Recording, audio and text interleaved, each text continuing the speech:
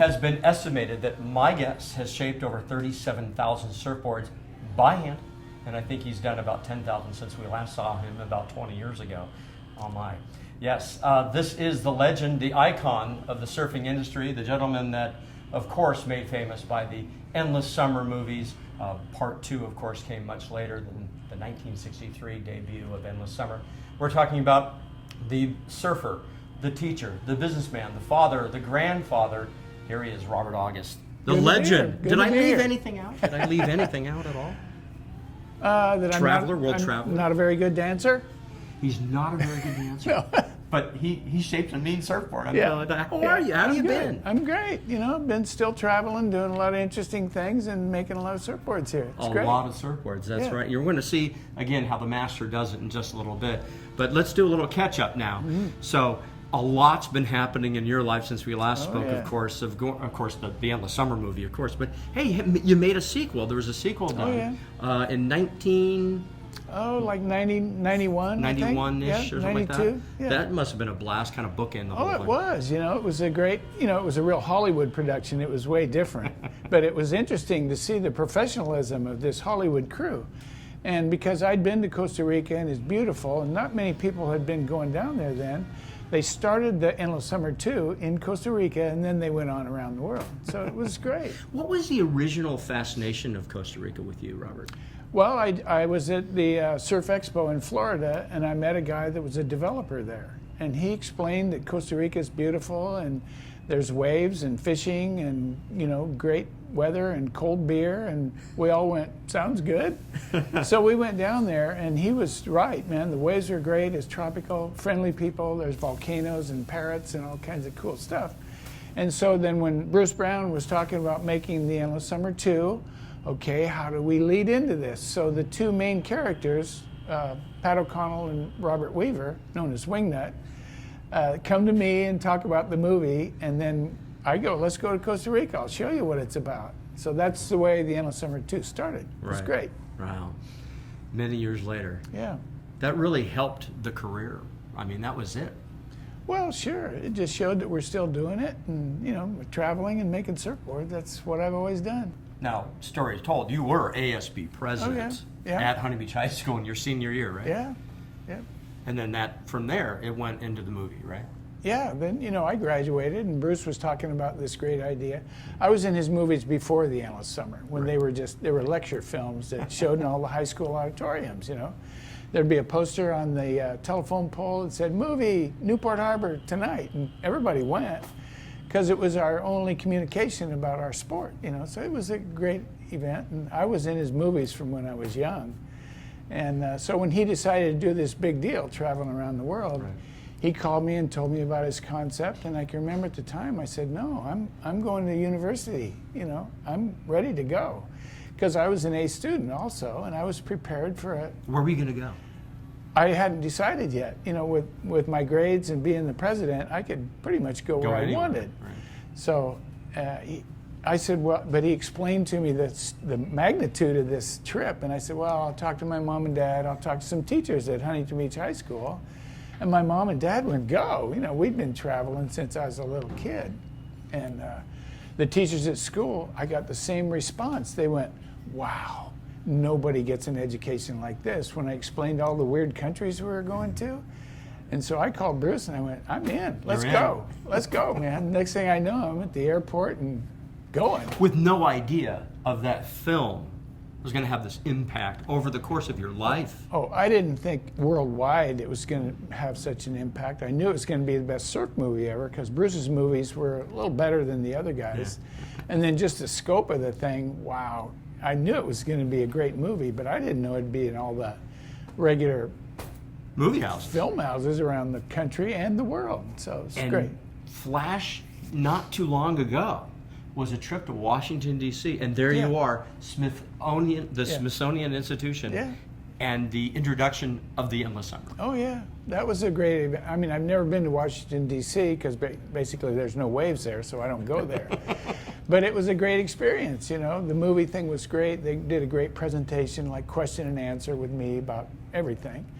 And also, I got to see the White House and the Washington Monument and all this cool stuff, you know. So it was fun. And then came back, got my little girl to start school.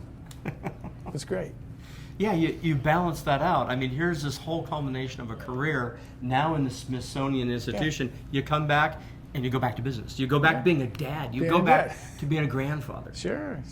Yeah. Get ready for school, make breakfast, make lunch, get in the car. That's what I do. Well, she's on the surf team at Huntington, so I'm at the beach every morning at 6:30 watching. It's really great. Coaching. Well, I just pretty much watch. She won't listen to me. She'll listen to her coach. But anyway, it's great fun to see all these kids down there before school. You know, they're there at 6:30. And boy, the energy is just great. One area that I want to talk about, if we can touch on it, is what happened a year or two ago, and that's the Surfboards on Parade. There was an endless summer surfboard that was done. Tell us a little bit about that. Well, I do a lot of charity work around the country and around the world. We do big ones in Costa Rica and Texas and all over the place, Florida. And so if it's at some real charity going on, I'll show up and participate and donate a board, and they have live auctions. Oh, and, this is Rotary. So this is skin cancer. This is a big deal. Oh, sure. So we make different boards for different situations, and we had some fabulous endless summer artwork on that one. And sometimes they just want the replica of the board that I rode in the movie, 50 years ago, and that's kind of interesting. So anyway, it's fun, and if we can help somebody out, why not? We did a big one at the Hilton downtown for cystic fibrosis, and that was a fabulous event. They raised really a lot of dough. Where are we today in the manufacturing of surfboards? It's come so far, so long. Where are we today? What's the here and now, Robert? Well, a lot of it goes along with the economy. The economy's kind of stagnant right now, so we've had to step up, and the quality of what we're making is unbelievable, the best I've ever made. And so a lot of people are just sticking with their old board, or buying some rubber board from overseas. If they got 3 kids, they can save a bunch of money by buying the cheesy stuff. But it's still exciting and interesting. There's a lot of competition out there. You have to keep thinking and have the quality better and have the variety better. So it's still fun for me. It's exciting, and there's great people working here.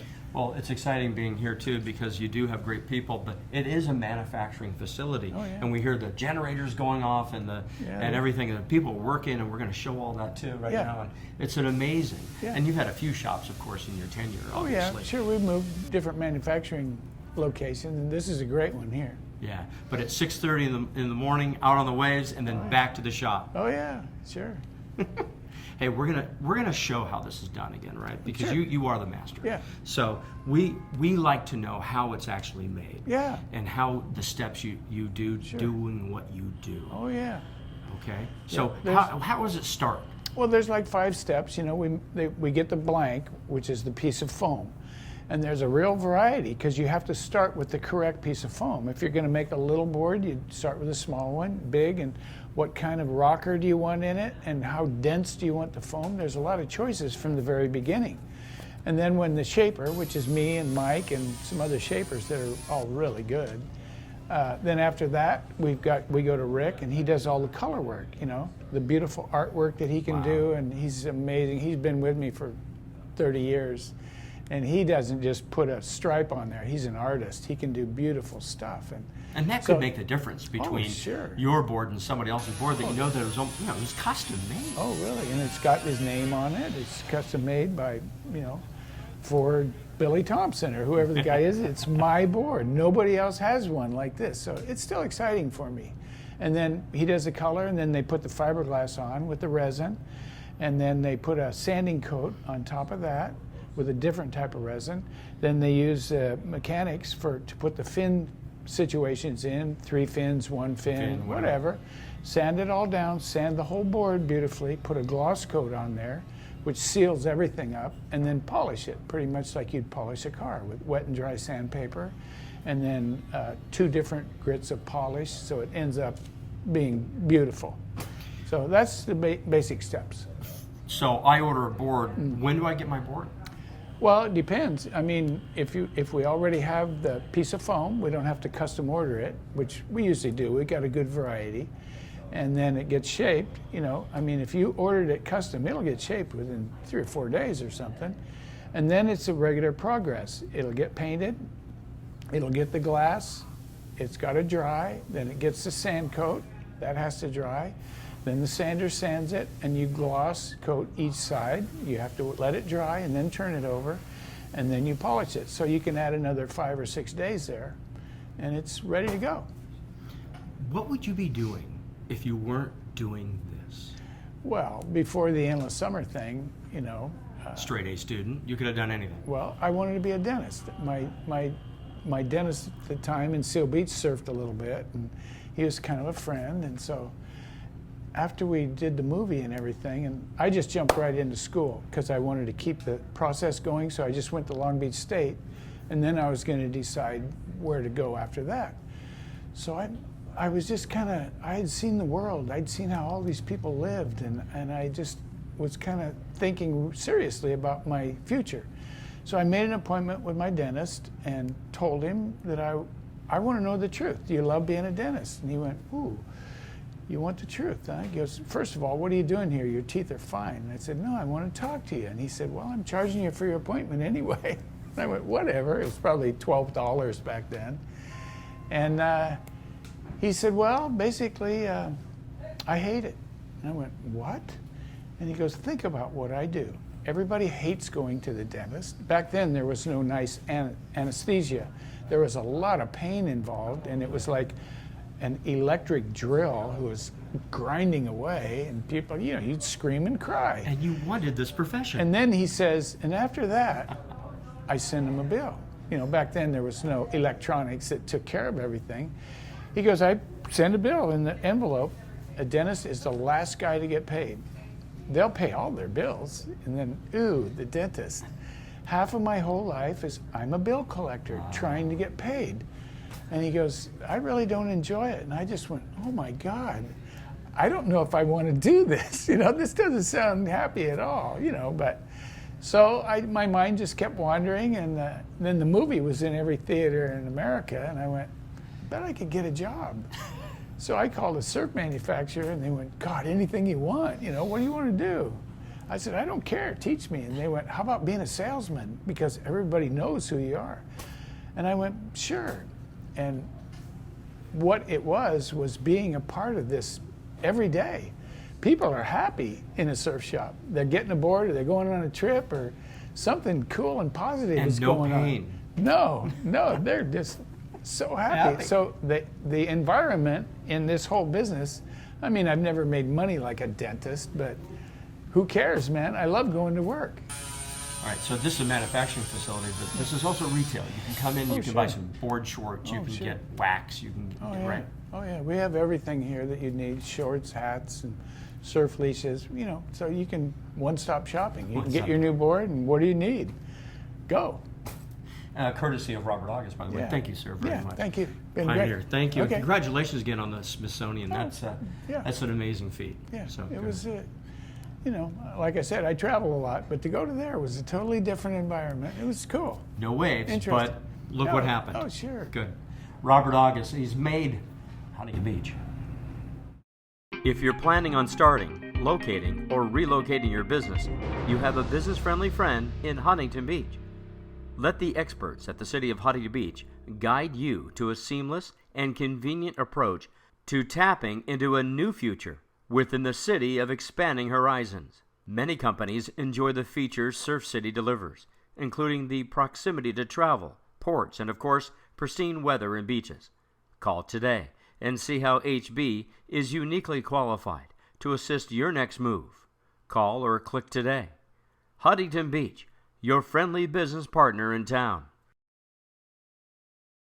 Before the first manned moon landing to the space shuttle and beyond, AAE Aerospace manufactures the composite components that make the rockets launch and the aircrafts to maneuver. That's all made at Huntington Beach. And we have the founder and the present CEO with us, Mr. Ken Christensen. There he is. Hi. Thank you. Did I get it right? Close. All that close. I know there's a long history. Thank you for allowing us to be here on your facility of, what, one of 3 buildings? Yes. One of 3 buildings. And we're in what, the We're- historic archival? Yeah, we're in the display room of the company and the history room, you might call it. We have what we do presently, but we go back a long ways as well. Actually, this room does tell quite a story. It talks about not just your company, but your personal past and how you're such a pioneer in this field, sir. You go back, we had mentioned in the introduction, to beginning of the first man mission to the moon. Where do you fit in all this equations?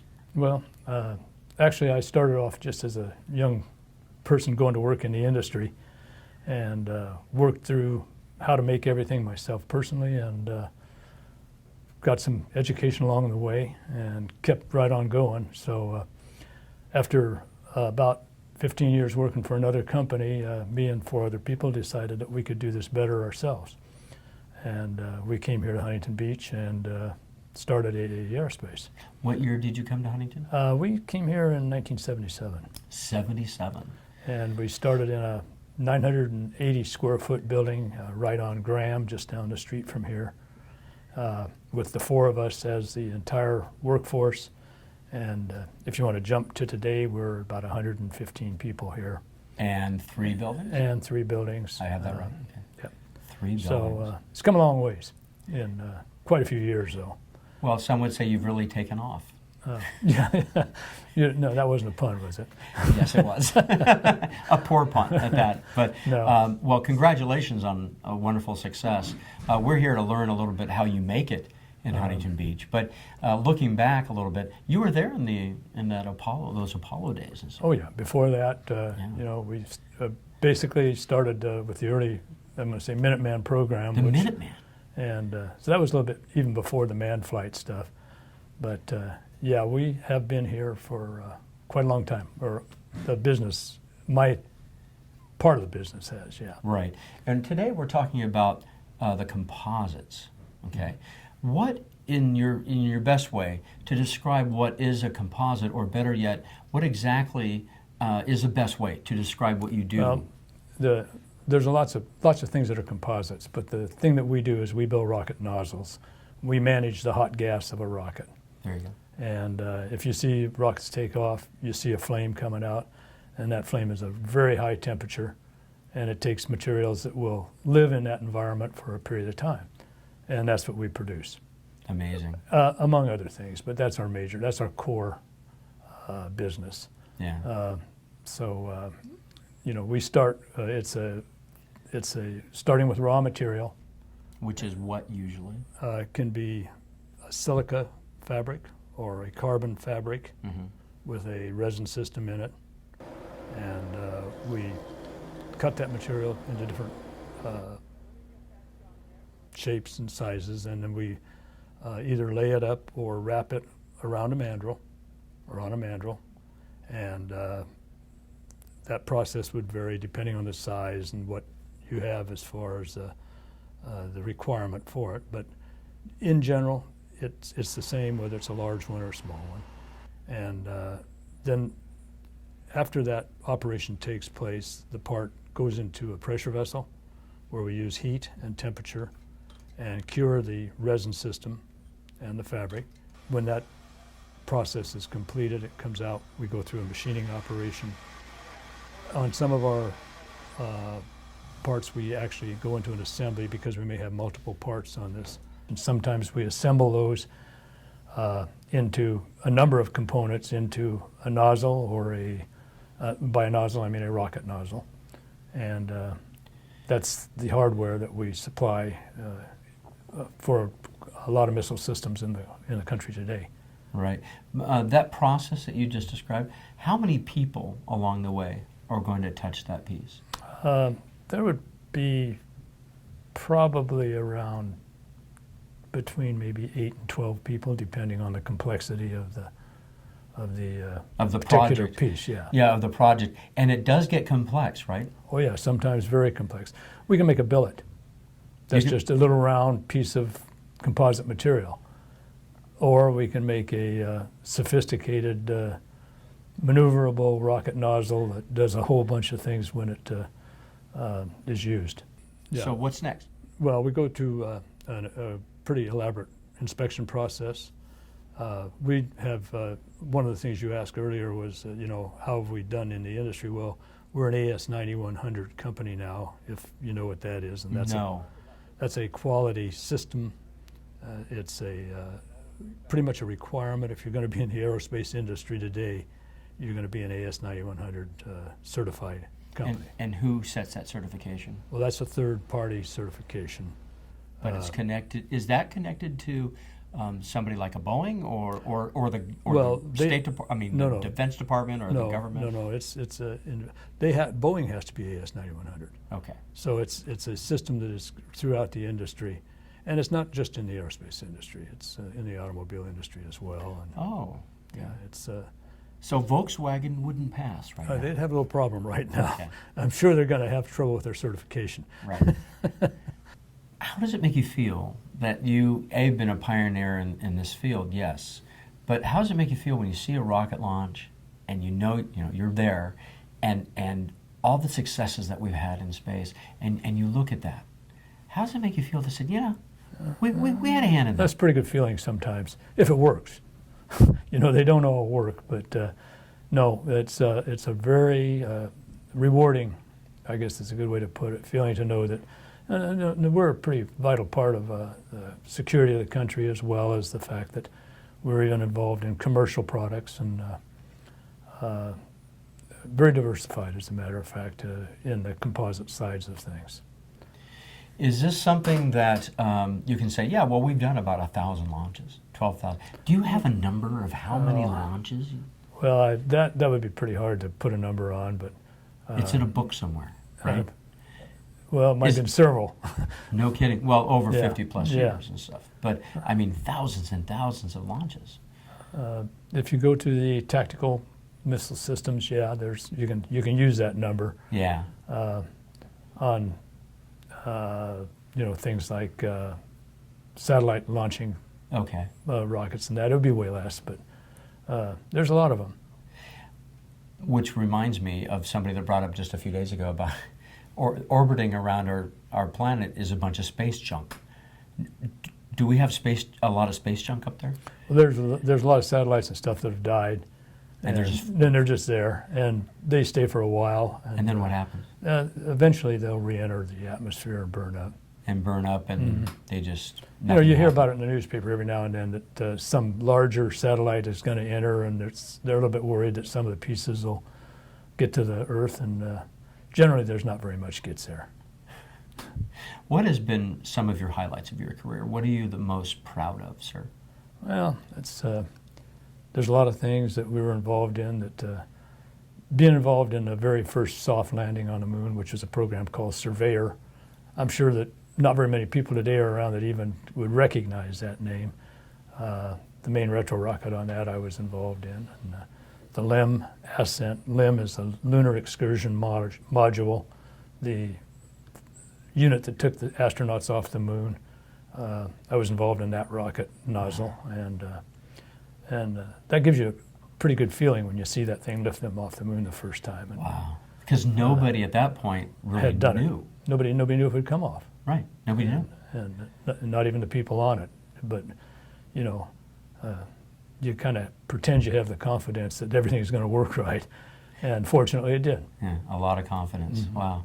Until today, and the future is amazing. What the advances in aerospace technology will allow somebody at some point to go into this galactic... well, when you're looking at it, you're talking about, we've been involved in recent times in what was known as Spaceship One. Spaceship One. Which was the winning of the X Prize, if people understand what that was, which was the first commercial rocket to enter space.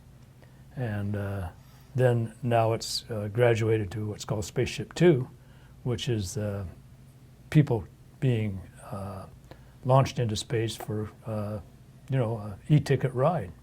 For $250,000 right now. That's what it is right now. But do you feel it's going to be, like a punch ticket? It's going to be so commonplace? And where will we be to arrive at that point, Ken? That it will be someday commonplace. Well, I think it will. It's going to be a while, but it will be.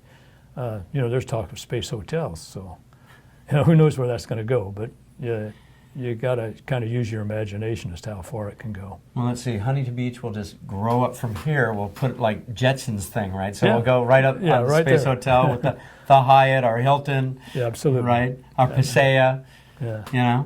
And the Shore Break. They'll all be up there Yeah. I'm sure someday. someday. Wow, it's really exciting. That is nice. Now, this is the Galactic one. This is the Virgin Atlantic? Virgin Galactic. Yeah. Virgin Galactic. Yeah. And where are we on that stage right now? So where are we in that program? Well, it's in the development phases, and of course, again, we're only in the propulsion end. We do the nozzle, and there's an awful lot besides that people have to get working right. Right. But we're heading in the right direction? Oh, absolutely. How exciting. Yeah. That's great. Well, you lead an exciting life, Ken. You really do. You actually have been a race car driver all these years. Yeah, I've been involved in racing for about the same length of time, and still am. Do you like things that just go fast? Absolutely. You like speed? Yeah. Well, I like things that go fast. I like to go fast. So, I still play with it. Let's call it with the race car. So where do you go to race? What do you do? Just the local tracks. We're dirt racing now. Dirt racing. Oval track, Paris Speedway, Okay. and Baroned and by El Cajon. We go over to Bakersfield. Bakersfield, sure. Yeah, all the dirt tracks, the local dirt tracks. And so that takes your mind off everything, or is it just an adjunct to I need speed? No, it's kind of just a diversion. A diversion. And it's fun. It's a little bit of fun. It's a lot of hard work for a little bit of fun, like you say. But I know I enjoy it, and I also do it with my grandson. He races. How exciting! Yeah. Looking back, I mean, it's just amazing what a career and what a life you lead still today. It's amazing to do all the things that you do and then run the size of a company that now totals 3 buildings, 150 employees, and the responsibility that you have for these rocket launches. Well, like I said, I got myself down to half day, 7 to 7. Is there anything else that's happening that's kind of cool in the outer reaches of space that you may be having a hand in, or something you can give a clue or a hint? It's kind of just a continuous learning of what we can do and what we can put there, and I can't say any specific thing, but it is a continuous movement. It's going to continue. There will be, like we talked about, space hotels just kind of in a joking way, but who's to say? That those, we've got a satellite or a space station that's been orbiting for years. Yeah. Nothing to say it can't be done. That's right. And you're doing a lot of that. Ken, thank you so much for being here. You bet. And it's all made in Huntington Beach. You saw it, and it happens here in Huntington Beach thanks to Ken and AAE Aerospace, made in Huntington Beach. Well, as you can tell by today, there's a lot more to Huntington Beach than our beautiful surf and sun, but a city that offers a diverse and dynamic light industrial economy. It is, therefore, the strength of our makers, the molders, the innovators, the distributors, who in turn create the job opportunities while supplying the much needed and exciting products found around the world. Made in Huntington Beach. I'm Matt Liffreing. We'll see you next time.